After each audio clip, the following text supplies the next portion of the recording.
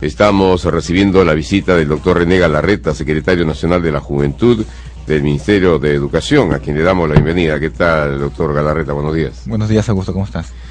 Bien, el tema que nos trae en este momento es el caso de los chicos, de los jóvenes que no tienen conocimiento de lo que significó para el país toda una época de sangre, de terror, de muertes, de explosiones.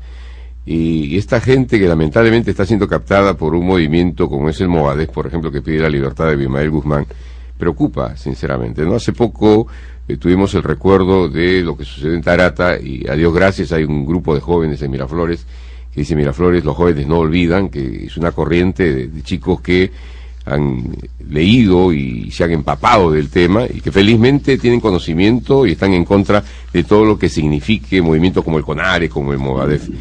¿Qué es lo que está sucediendo y qué se puede hacer para, cambiar esta percepción que tienen nuestros jóvenes de lo que sucedió y que está abriendo las puertas de alguna manera a estos movimientos que quieren curarse en salud incursionando en política, ¿no? Sí, miren, lo que está sucediendo es la misma estrategia que se usó hace unos 30 años, ¿no? Que es insertarse a través de la educación, ¿no? Insertarse a través de los centros educativos o los centros universitarios. Entonces, Movadef, o lo que es la fachada de Sendero, o lo que podría ser un remanente, pero muy activo actualmente, está ingresando en los colegios, a través de, obviamente, profesores inscritos al CONARE SUTEC, en las universidades, a través, obviamente, de jóvenes que no conocen, o de repente tienen una tendencia a creer que esto es algo, se podría decir, entre comillas, pues, una justicia, una cuestión de reivindicación, ¿no? Y usan, obviamente, estos temas como algo de justicia, para justicia, ¿no? Y entonces, lo que pasa acá es que hay que atacar el tema a nivel, justamente en su campo, ¿no? Por ejemplo, aparte del CONARE SUTEC, también hay un CONARE FEC.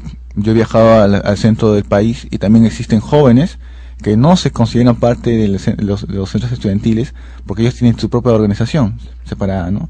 Y obviamente tienen el discurso, pues, anterior, ¿no? Entonces, lo que hay que hacer acá es tratar de hacer varios trabajos, tres primero.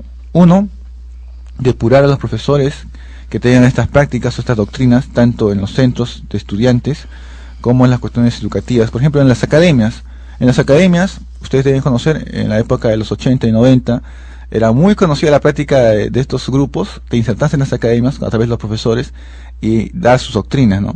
Yo tengo algunos amigos que de una manera fueron adoctrinados y ellos, obviamente, con temor denunciaban estas a sus padres y esto se corregía, pero el profesor que estaba en una academia no se recibía la sanción adecuada, ¿no? Porque no se demostraba que tenía una cuestión. Ahora el delito de apología del terrorismo, por ejemplo, no sé si estará vigente, ¿no? O sea, eso tiene que revisarse también. Lo segundo es los profesores en las escuelas, ¿no? Hay que tener también una depuración de los profesores que también tengan estas prácticas. O sea, si atacamos la academia, atacamos a los adolescentes en el tema específico de depurar, y también en los colegios, porque hay profesores que están inscritos al CONARE SUTEC, ¿no? Y las universidades son lo más importante también, ¿no? Porque ahí los jóvenes, yo estuve viendo en los medios, ¿no? Como jóvenes en la Plaza San Martín también, rechazaban en vivo, en directo, a jóvenes que estaban en el CONARE, ¿no? O de gente relacionada con Movadef. Eso está bien, pero no solamente eso, sino que hay que hacer un debate interno político ante estas personas que están promoviendo estas cuestiones, ¿no? Usted se ha planteado tres, compromisos, ¿no? Para poder revertir esta situación de la información, obviamente, que reciben estos jóvenes y que luego se asimilan a este tipo de movimientos violentistas. El tema es que Sendero ha sido derrotado ya en lo militar y en lo político, eso lo sabemos, y la reedición política ahora a través del Movadef, a través del SUTEC, de la línea radical del SUTEC, ellos quieren reposicionar bajo el argumento de que se requiere ingresar a la política tradicional y formal.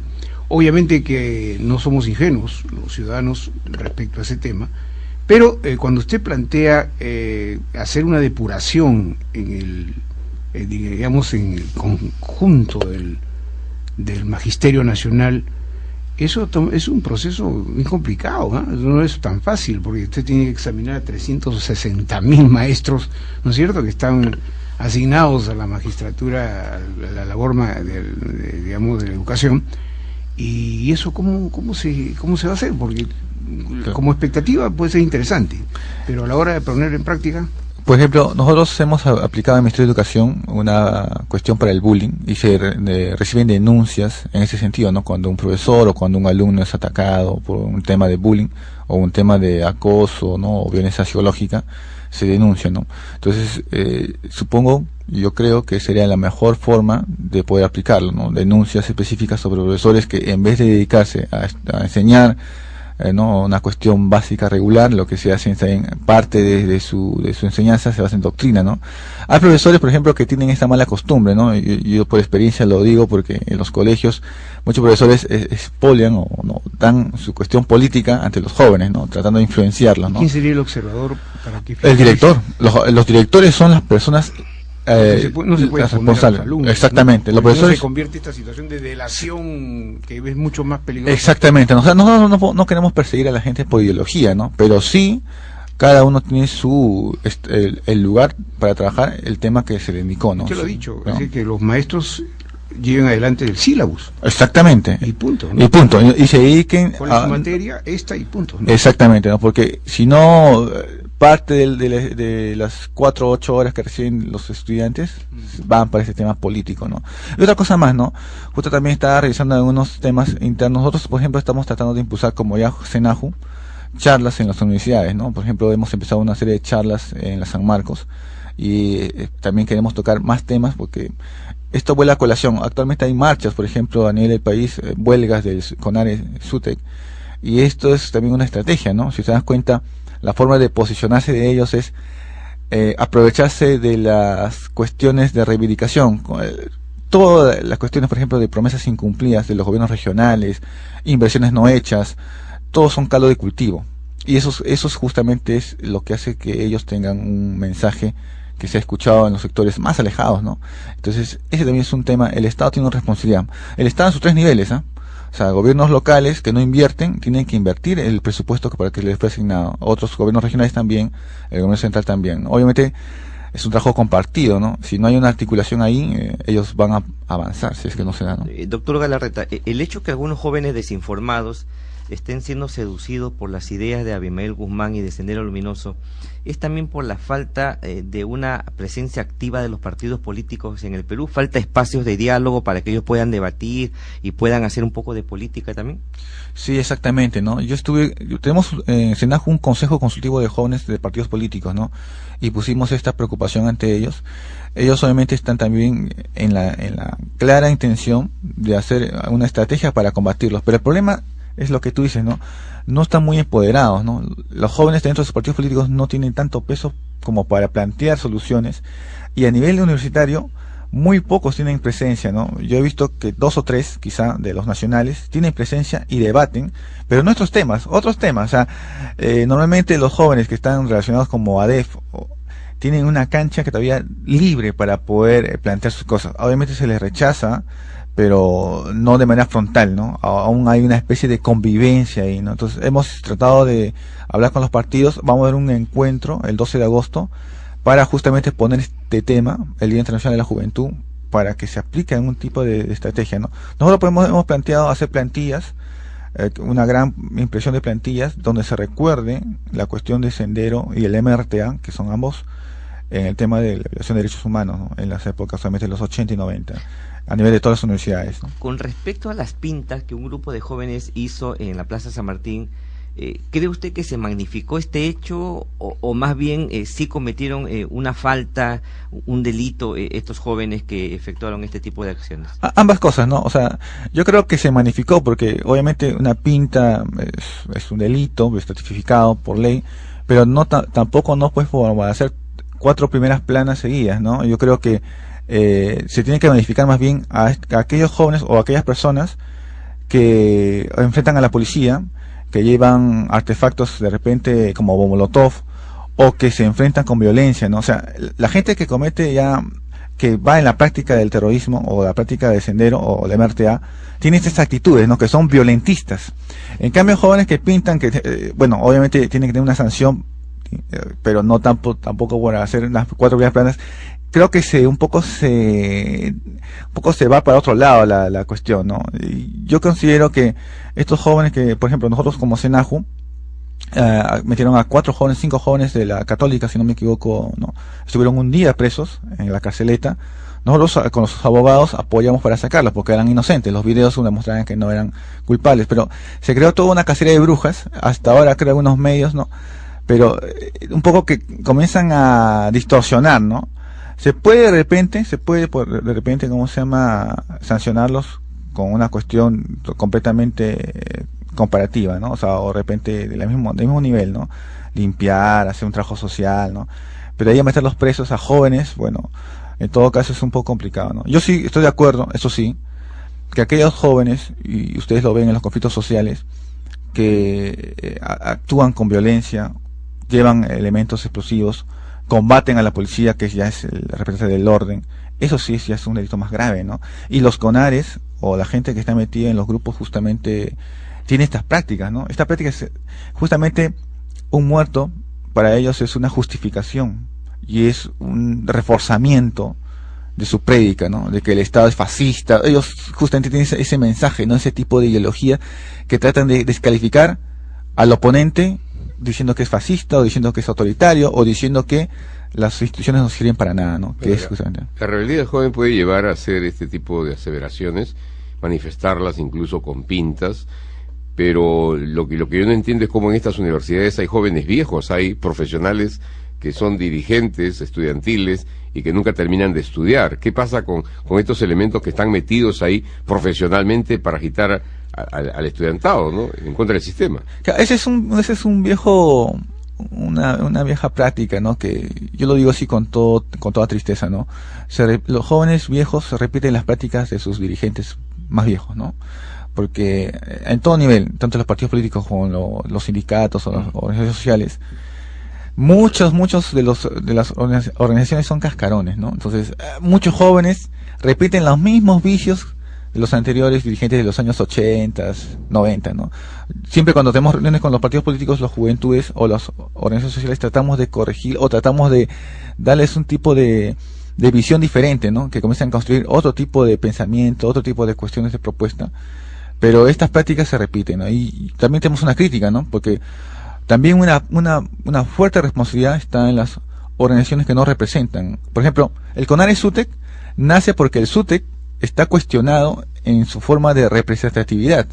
O sea, la representación que tiene el SUTEC... El radical del exactamente, ¿no? O sea, como hay un cuestionamiento a la dirigencia del SUTEC, como ustedes saben muy bien por quién es manejado el SUTEC en el Perú, aparece pues otra fuerza que quiere romper el SUTEC, ¿no? Y entonces aparece el CONARE, y el CONARE tiene mucha fuerza en el centro, ¿no? Pero eso, usted sabe, doctor Galarreta, que es una historia que se está repitiendo, porque Guaynalaya representaba, recuerdo, aquel sector no disidente del SUTEC, y que no sé si terminó en la cárcel o en algún lugar, pero desapareció de la circulación. Pero en fin, el tema de la juventud es un tema muy complejo, y nosotros que nos sentimos jóvenes tenemos que preocuparnos, ¿no es cierto? Claro, somos sí. viejos, pero con espíritu joven, ¿no es cierto? Sí. Augusto a veces sonríe discretamente, pero él sabe de lo que me refiero. Entonces, el asunto, mire, dejemos de un lado el tema del SUTEC, de las maniobras que hace el Movadef para buscar penetrar en el sistema político peruano. Veamos lo que antes era el CONAJU, ¿no es cierto? El Consejo Nacional, hoy es el SENAJU. ¿Qué plan tienen ustedes nacional? Porque lo importante es saber qué van a hacer con la juventud. Todos los años se incorporan a la actividad económica cerca de 350.000 jóvenes que terminan la secundaria. Entonces nosotros nos preguntamos qué son elementos que van a integrar las pandillas juveniles para entrar a grupos disociadores, para convertirse en personajes que son prácticamente en algunos casos con conductas antisociales muy marcadas. ¿Qué es lo que se está haciendo con este plan de inclusive qué es lo que piensa el gobierno, ¿no? Ya que esto pertenece al Estado, ¿no? Sí, nosotros estamos planteando mover estas charlas de fortalecimiento democrático político, o sea, que hacemos en la San Marcos, a otros niveles, ¿no? Nosotros tenemos 2 encuentros, uno el 12 de agosto y otro el 12, 13 y 14 de septiembre. Son encuentros de juventud y congresos de juventud nacional, y aquí vamos a poner esta preocupación para que a nivel regional cada uno de los estamentos de juventud también aplica una réplica de lo que se aplicamos aquí. Que le interrumpa, sí, para hacerlo un poco dinámica esta entrevista, para que convocar a la gente a que se vincule a la temática. Ustedes han explorado cuál es el, digamos, los niveles de interés, en qué temática, qué es lo que quiere la gran mayoría de los jóvenes, ¿no? Porque nosotros hablamos de los jóvenes, ¿no? Y nos olvidamos después, ¿no? Decimos, sí, los jóvenes son importantes, pero solamente cuando los queremos convocar para las elecciones. Pero en este momento, ¿qué estudio han realizado ustedes, actuarial, que nos permita saber qué expectativa tienen los jóvenes para el corto, mediano y largo plazo? Sí, a los jóvenes normalmente les interesa mucho el tema deportivo, ¿no? De acuerdo a nuestra estadística que hemos hecho en una encuesta nacional de juventud, un 60% de jóvenes, lastimosamente, no están en ningún tipo de organización. O sea, no pertenecen a ningún club deportivo o federación estudiante o organización juvenil. Pero, de los que sí participan, que son un 40%, la mayor parte de jóvenes está muy interesada en el tema deportivo, el tema de alguna asociación deportiva. Luego de eso viene ya la acción estudiantil, que tiene el segundo rango de participación de los jóvenes. El Estado no está haciendo lo necesario para justamente... Exactamente, ¿no? Justamente nosotros tenemos algunos pilotos, de hecho hemos conversado ya dentro del Ministerio de Educación, para aplicar esta temática deportiva, o sea, esta atracción deportiva que tienen los jóvenes, ¿no? El tercer paso que se da es también el tema cultural. Ahí, como usted bien dice, o sea, falta una inversión del tema del Estado en estas cuestiones, ¿no? Porque estas tres cosas es lo que les importa mucho al joven y nosotros tenemos que atenderlo. Nosotros dentro de SENAJU tratamos de articular a los ministerios para que los planes se den de la mejor manera, por ejemplo, Jóvenes a la Obra, Beca 18, y que lleguen a los sectores justamente desatendidos, ¿no? Porque con eso eliminamos el caldo de cultivo de estos grupos. Este es un primer paso, ¿no? O sea, obviamente tiene que haber más cuestiones, no solamente preventivas, sino también de alguna otra manera trabajo directo con el sector social, ¿no? Por ejemplo, nosotros a nivel nacional tenemos en cada región, se puede decir, paralelos, que son los corejos, los consejos regionales de juventud. Algunos de estos consejos, lastimosamente, por el gobierno regional, no están siendo apoyados presupuestalmente. Entonces, lo que hay que hacer aquí es tratar de hacer una norma que dé presupuesto adecuado para actividades para jóvenes. Pero han orientado ustedes, permíteme, Augusto, Raúl, que a veces las cosas que se dicen no son las que se hacen, ¿no es cierto? Entonces acá hay un problema.